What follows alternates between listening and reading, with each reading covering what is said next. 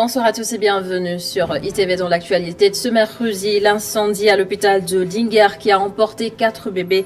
Le parquet de Louga a ouvert une information judiciaire contre l'ex-directeur de l'hôpital, la responsable de la pédiatrie et l'aide infirmière qui était chargée de surveiller les bébés.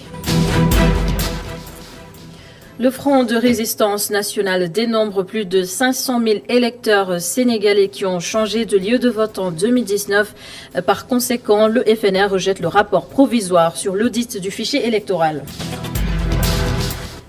Et enfin, d'édition, Martin Guerre nous fera découvrir la direction de la police des étrangers et des titres de voyage.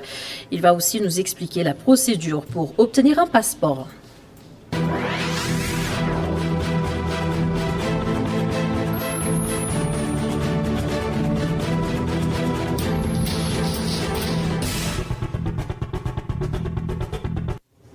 Et nous démarrons ce journal avec les derniers développements dans l'incendie à l'hôpital de Linguère qui a coûté la vie à 4 bébés. Le parquet de Louga a ouvert une information judiciaire contre 3 personnes. L'aide infirmière chargée de surveiller la salle, la chef du service de pédiatrie et le désormais ex-directeur de l'hôpital, Dr Abdoussar, qui, je le rappelle, a démissionné il y a une semaine. Chersa l'explication. Les choses s'accélèrent dans le dossier de l'incendie de l'hôpital Magatte Lô de Linguère. Le parquet de Louga a ouvert une information judiciaire contre l'ex-directeur, le docteur Abdoussar et 2 autres agents de l'hôpital. Il s'agit de Khadisek, l'aide-infirmière chargée de la surveillance de la salle qui a pris feu, et Fatoussi, chef du service pédiatrie.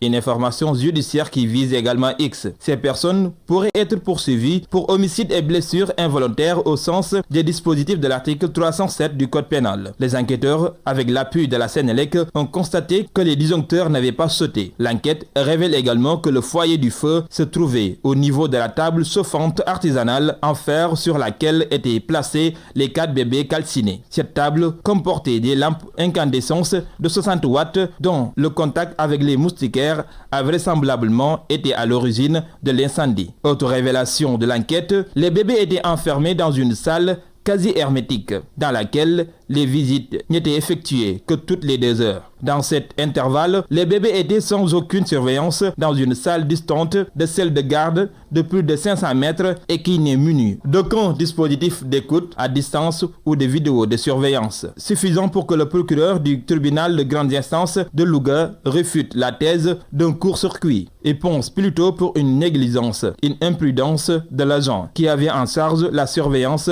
de la salle où l'incendie a eu lieu. L'ex-directeur de l'hôpital Magatte Lô et les 2 personnes concernées par cette information judiciaire sont donc dans de beaux draps. Merci beaucoup, cher Sal, pour toutes ces précisions. L'autre titre de cette édition, le FNR rejette les conclusions du rapport provisoire de la commission d'audit du fichier électoral. Plusieurs failles et manquements décelés par les membres du Front de résistance nationale. Plus de 115 000 électeurs auraient changé de lieu de vote en 2019. Mamadou Guekassé. Le Front de résistance nationale désigne le rapport provisoire de la commission d'audit du fichier électoral pour le compte de l'année 2021, un document truffé d'incohérences et de magouilles selon Adjuma Sow. Sur la démarche méthodologique, si vous lisez le rapport qui est produit, vous vous rendrez compte que sur beaucoup de questions que l'opposition avait posées à l'équipe des experts, il n'y a pas eu de réponse. Ils n'ont pas procédé à un audit sur pièce et sur place. C'est pourquoi ils n'ont pas répondu au nombre anormalement élevé d'utilisation de certificats de résidence lors de l'inscription sur les listes électorales. Parce que l'opposition avait suspecté que ce fichier-là contient des électeurs qui ne sont pas des Sénégalais.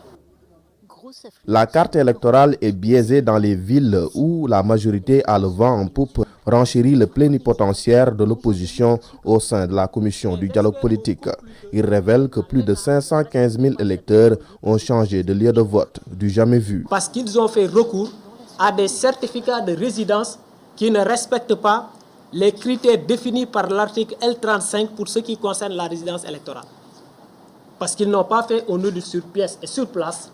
C'est pourquoi lorsque nous leur avons posé cette question-là, ils n'ont pas apporté la réponse sur les 515 645 électeurs qui sont dans le fichier électoral sur la base de certificat de résidence qui ne respectent pas les critères de l'article L36 du Code électoral. Le FRN n'a pas fait fi de l'actualité du moment. Le parrainage, un système d'exclusion à ses yeux qui participe à la régression de la démocratie. Le contrôle qui a été fait des listes de parrainage déposées par les candidats au Conseil constitutionnel ne permet pas un contrôle équitable. Et nous avons vu tous la conséquence que cela a produit, c'est que sur plus de 25 candidatures, seuls 5 ont pu compétir. Et je pense, pour la première fois dans notre histoire politique, au courant des 2 dernières décennies, une femme n'a pas pu participer aux élections présidentielles. Et ça, il faut l'imputer au parrainage tel qu'il a été fait. Selon le FRN toujours, le fichier électoral actuel n'est pas du tout représentatif. Ses opposants exigent sa numérisation. Nous sommes en mai et les 65 000 emplois promis par Macky Sall doivent normalement être concrétisés ce mois. Oui, des actes sont en train d'être posés dans différents secteurs d'activité. L'Agence nationale de promotion de l'emploi des jeunes, ANPEJ, vient de lancer 11 unités de boulangerie à Pikine et à Guédiawaye. Et je vous propose d'aller retrouver Mamadou Lamine Fati sur place. La création de l'emploi des jeunes se matérialise. Des unités de boulangerie sont mises en place par l'Agence nationale pour la promotion de l'emploi des jeunes à Pikine et Guédiawaye pour accompagner l'entrepreneuriat des jeunes. Il y a beaucoup de matériel là-bas. Boulangerie, pétrin, façonneuse, diviseuse et les autres machines extra. Il y en a beaucoup. C'est ceux qui ont dans le boulangerie. En fait, ils nous donnent beaucoup de matériel. Tous les jeunes, ils vont rester pour travailler dans le pays. Une offre de services diversifiés que proposent les boulangers. Nous faisons du pain, de la boulangerie, du pain chaud. Nous avons aussi une unité de pâtisserie. Donc nous faisons tout ce qui est viennoiserie et pâtisserie actuellement avec le matériel mis à disposition. L'emploi des jeunes, un défi universel, une priorité nationale qui permet de lutter contre le chômage et de faciliter la formation des jeunes dans les métiers de boulangerie, selon le ministre de la Jeunesse. Un lancement qui vient à son heure, au moment où le chef de l'État parle de recrutement de 65 000 jeunes, au moment où on parle de changement de paradigme, de programme d'urgence pour l'emploi et l'insertion des jeunes. C'est pourquoi je félicite l'ANPEJ, parce qu'en un an, ils ont pu construire 5 unités de boulangerie, ce qui n'était pas évident. Et cela entre dans le cadre de notre programme de lutte pour l'employabilité des jeunes. Mais en dehors du fait que le jeune peut trouver un emploi, c'est un centre d'incubation que nous avons construit. Donc le jeune peut être formé dans les métiers de la boulangerie, ce qui peut vraiment multiplier la chaîne de valeur parce qu'on peut former des formateurs dans les métiers de boulangerie. L'État, à travers l'Agence nationale pour la promotion de l'emploi des jeunes, s'inscrit en droite ligne avec les recommandations du Conseil présidentiel pour le financement de l'emploi des jeunes. 11 unités de boulangerie financées par le biais de la coopération espagnole. Des boulangeries qui vont créer au moins 275 emplois directs. Et lorsqu'on parle d'emploi, Mamadou Lamine Fati, la formation et surtout la spécialisation sont essentielles. Cependant, peut-on toujours choisir son plan de carrière? Des étudiants à l'université Cheikh Anta Diop de Dakar ont répondu par la négation. Ils ont accepté de parler à notre reporter Pape Maïdia au reportage. Nous sommes à l'université de Dakar. Difficile de croiser un étudiant qui a une idée précise du bout du tunnel. Pour s'en sortir, beaucoup optent pour les concours, peu importe la filière. Cet étudiant en droit en est une parfaite illustration. Il pense que les étudiants n'ont plus le choix. Il y a des concours, tu vois une fois dans les salles de concours, tu vois des étudiants qui sont en master, des étudiants qui ont déjà eu une licence, et toi, tu viens fraîchement d'arriver à l'université et tu partages ces concours avec eux. Maintenant, tous les étudiants sont conscients des concours, donc ils ne tardent pas leur temps à étudier, de passer des années et des années sur les études supérieures. Ils conversent directement vers les concours. Plus loin, un autre étudiant à la faculté des sciences et techniques. Il pense que l'État doit miser sur la formation professionnelle. On voit des étudiants qui étudient jusqu'en master et après ils n'ont pas débouché. Voilà, nos diplômes ne sont pas professionnalisés. Voilà, donc ça pose un peu de problème, quoi. Ça pose un peu de problème. Le mal est beaucoup plus profond, renchérit cette étudiante de la faculté de médecine. Parce qu'on perd trop de temps dans le cycle préscolaire, élémentaire et secondaire. On ne peut pas perdre ces années pour après ne pas savoir ce qu'on doit faire à l'avenir. On a l'embarras du choix, ou on n'est pas canalisé sur ce qu'on doit faire à l'avenir. Ces étudiants dans le désarroi attendent désespérément l'ouverture des concours nationaux, espérant voir la lumière au bout du tunnel. Et c'est dans cette même perspective que l'ONFP, l'Office national de formation professionnelle, a lancé de nouveaux défis visant justement à renforcer les acquis professionnels de plusieurs jeunes issus de compétences différentes. Abouté Dissao pour les détails. Cette convention de partenariat entre l'Office national de formation professionnelle et l'Atelier 221 entre dans le cadre de mieux vendre le Made in Sénégal. Ce concepteur de la marque Baye Paté, par ailleurs membre fondateur de l'Atelier 221, parle de leurs ambitions. Surtout ce qui est entrepreneuriat. L'Atelier 221, qui est une plateforme pour vulgariser le Made in Sénégal et développer notre filière mode textile et toutes les opportunités périphériques. Pour travailler, il faut partir d'un diagnostic. Et quel est-il en ce moment? C'est qu'il y a une demande au niveau des jeunes et nous avons une offre en haut potentiel. Et ça nous permet de nouer un partenariat solide avec l'ONFP et des partenaires externes pour faire des fusions, faire des ponts, apporter des réponses adéquates et efficaces à la problématique de l'emploi, de la formation et de l'insertion. Consciente de l'importance de cette initiative pour valoriser davantage plusieurs secteurs d'activité, la présidente de l'Atelier 221 loue les objectifs de cette convention. Le but, c'est d'apporter un souffle nouveau au secteur des industries créatives, notamment au secteur de la mode et du textile. Le credo et la mission d'Atelier 221, c'est de structurer, fédérer, venir en appui aux acteurs du secteur. Et nous sommes très ravis que l'ONFP nous accompagne dans cette démarche. Cette convention permettra à terme de contribuer au renforcement de capacités de plusieurs jeunes évoluant dans les métiers de la mode et du textile notamment. Et nous retournons à l'Université Cheikh Anta Diop de Dakar et c'est pour parler de tout à fait autre chose. Une dizaine de salles de classe, de laboratoires et une clinique bientôt livrée, oui, à l'UCAD. Une délégation du ministère de l'Enseignement supérieur a visité les chantiers aujourd'hui et les travaux avancent très bien d'ailleurs.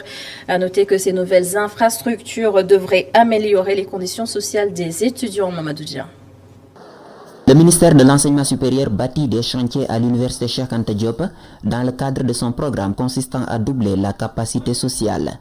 Une clinique, des laboratoires, des salles de classe sont en construction dans le temple du savoir. Les travaux avancent à pas de géant. Lors du conseil présidentiel sur l'enseignement supérieur, le ministre a déclenché un vaste programme qui consiste à doubler la capacité au niveau de l'enseignement supérieur sur le plan pédagogique comme sur le plan social.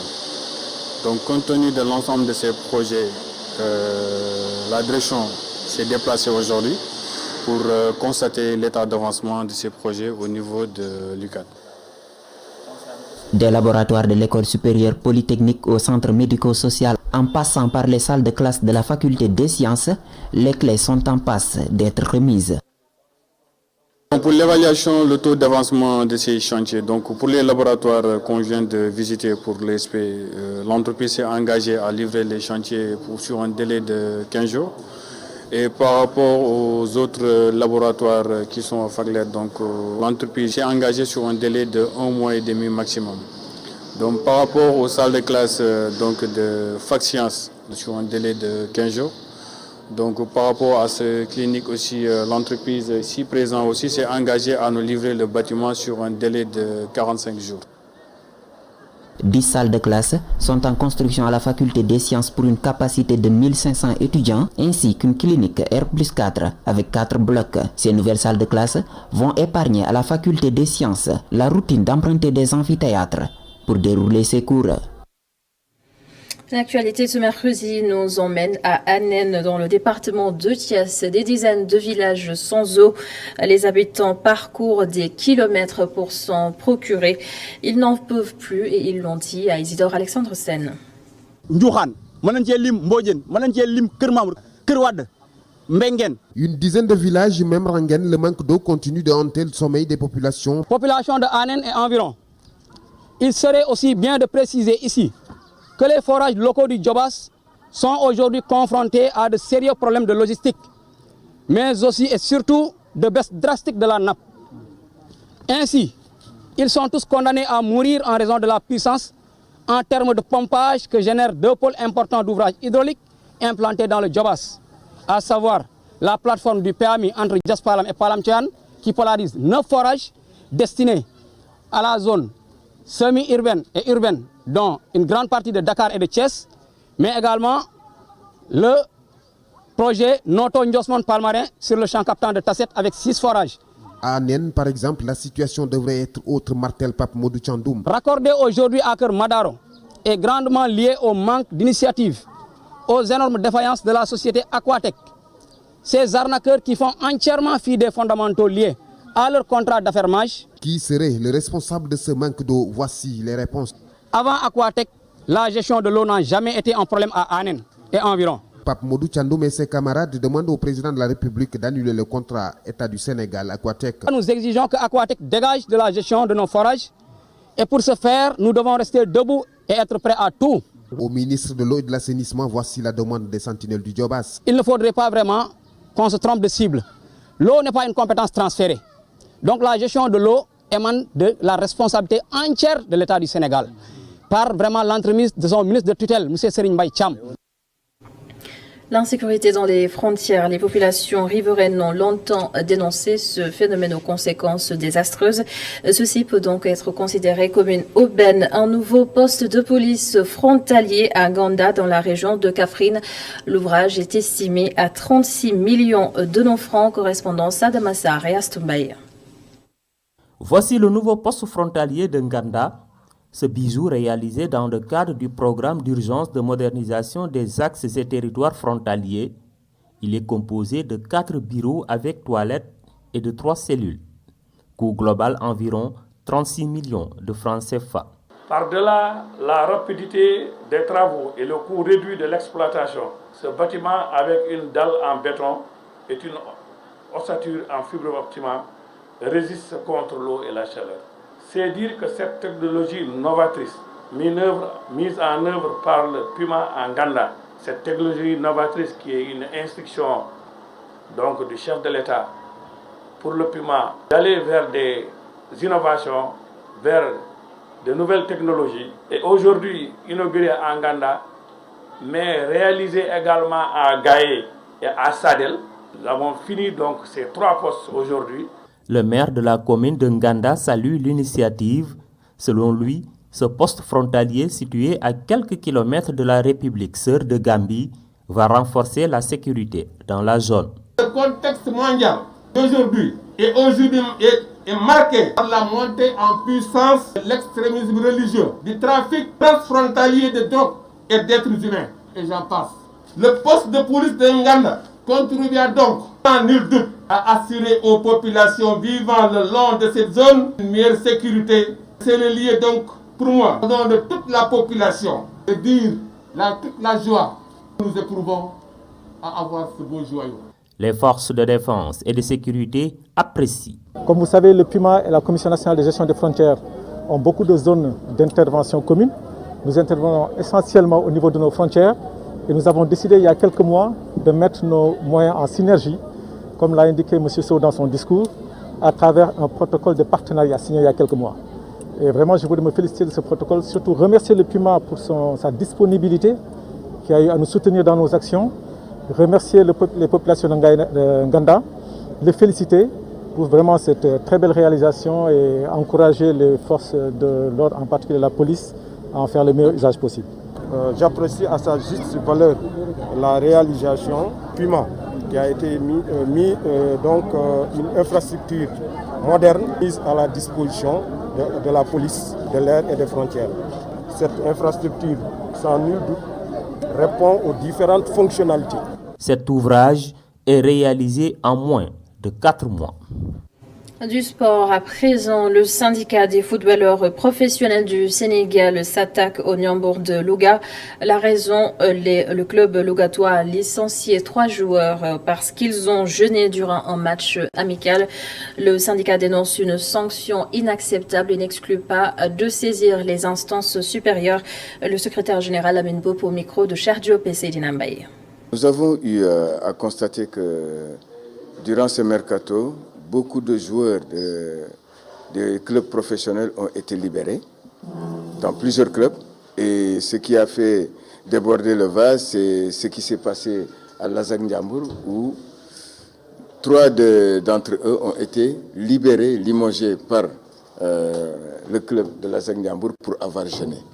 Et ça fait tellement mal au cœur de voir que certains joueurs, même si c'était dans des fautes professionnelles qu'on aurait dit sur le terrain de football, ça ferait mal, mais surtout par rapport à une religion. Alors qu'aujourd'hui, même dans le plus haut niveau du football mondial, on accepte que les musulmans jeûnent et qu'on arrive même à interrompre les matchs pour leur permettre de couper leur jeûne. Et je pense que Lazac Ndiambour devrait éviter une confrontation avec le syndicat, une confrontation avec la chambre de résolution des litiges. Parce que tout le monde sait, et eux-mêmes ils savent que ce qu'ils ont fait n'est pas légal. Ils savent qu'ils ont fauté, ils n'ont qu'à ramener ces gosses-là, leur payer leur salaire et reconduire ces gosses-là jusqu'à la fin de leur contrat. Sinon, on les obligera par la loi. Parce que nous sommes aujourd'hui à l'inspection du travail. Nous sommes aujourd'hui au ministère du Travail. On passera par là-bas pour les amener vers le tribunal du travail, et sinon à la tasse, et sinon à la... Et comme vous le savez, aucun stade sénégalais n'est homologué pour les éliminatoires de la Coupe du Monde 2022. Le stade de Lat Dior, qui jusque-là sauvait les apparences, ne remplit malheureusement plus les conditions fixées par la Confédération africaine de football, la CAF. Prétexte pour aborder à nouveau la question des infrastructures sportives au Sénégal. Ngor Diouf s'est rendu au stade de Léopold Sédar Senghor, actuellement dans un état lamentable. Regardez. Le décor est lamentable à l'extérieur comme à l'intérieur du stade Léopold Sédar Senghor. De l'occupation anarchique aux abords du stade à la pelouse défectueuse en passant par les projecteurs ainsi que des vestiaires, tout est à refaire. Une situation déplorable pour le plus grand stade du pays. Il n'y a plus de sécurité au niveau des gradins, au niveau des tribunes loges, il n'y a plus de sécurité là-bas parce que les gens sont à peu près affaissés. Donc l'État doit venir en aide, surtout aux jeunes qui sont amoureux du sport, pour nous aider au moins de réaliser notre rêve au niveau du sport. Interpellé devant la porte du stade, Jean-Philippe Malou, athlète, se veut prudent, mais quand même très choqué par l'état des lieux. Ce n'est pas du tout normal qu'une équipe comme le Sénégal, étant la première équipe d'Afrique, est classée, j'espère bien, au 20e au classement mondial, qu'on doive jouer des matchs et qu'on n'est pas en mesure de recevoir au sein de notre capitale, qui est Dakar. J'espère bien que ce n'est pas du tout normal. Il invite ainsi l'État du Sénégal à revaloriser les infrastructures sportives du pays. À mon niveau, c'est la fédération et j'espère bien qu'ils sont en mesure, qu'ils sont prêts pour faire des démarches très importantes pour pouvoir bénéficier des stades, je ne dirais pas un stade, mais des stades parmi lesquels on pourra recevoir des non-matchs à domicile. Pourquoi les amener au niveau de Thiès qui ne sont pas dans les homologations au niveau de la CAF pour pouvoir, participer, pourquoi pas participer, organiser une Coupe d'Afrique? Pour les éliminatoires de la Coupe du Monde 2022, aucun stade n'est homologué au Sénégal. Et si rien n'est fait d'ici le début de la compétition, l'équipe nationale risque de jouer tous ses matchs à l'extérieur.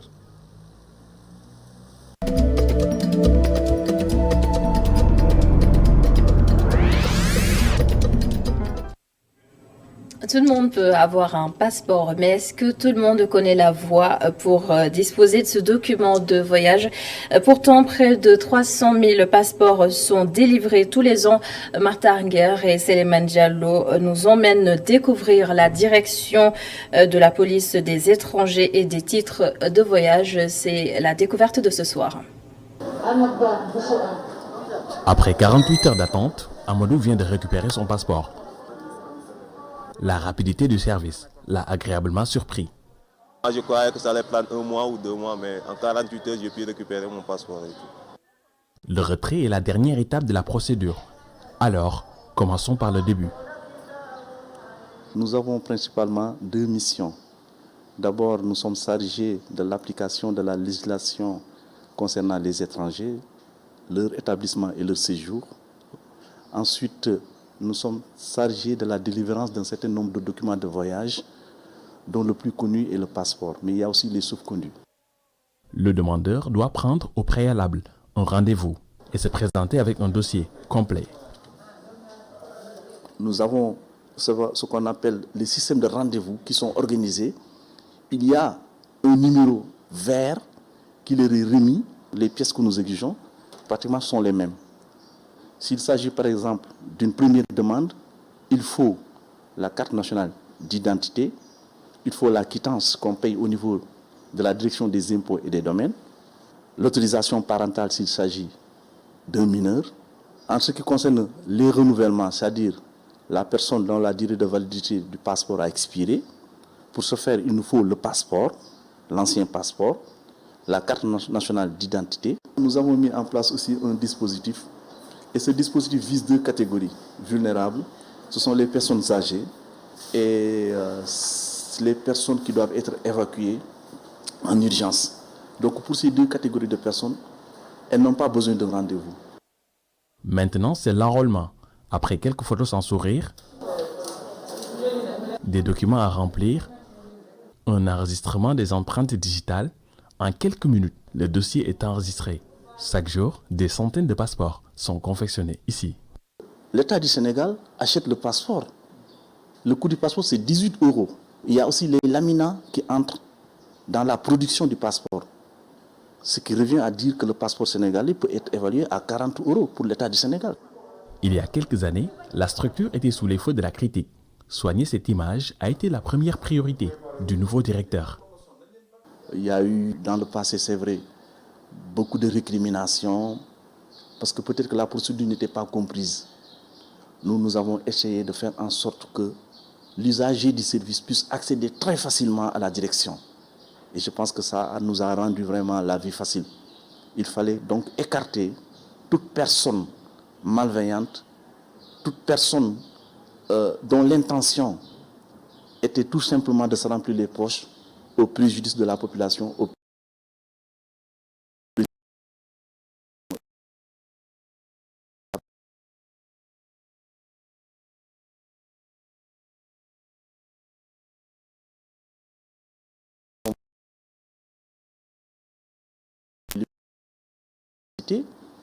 Qui ont pu obtenir, grâce aux audiences foraines, des extraits de naissance. À partir de ces documents, ils ont pu obtenir des cartes nationales d'identité. Et au final, ce qu'ils recherchent, c'est le document de voyage, c'est le passeport. Donc, malheureusement, nous partageons les mêmes noms patronymiques avec certains pays. Et il va falloir, à ce niveau-là, sur ce point, être très rigoureux dans le cadre du contrôle. La direction de la police des étrangers et des titres de voyage délivre 250 000, voire 300 000 passeports par an.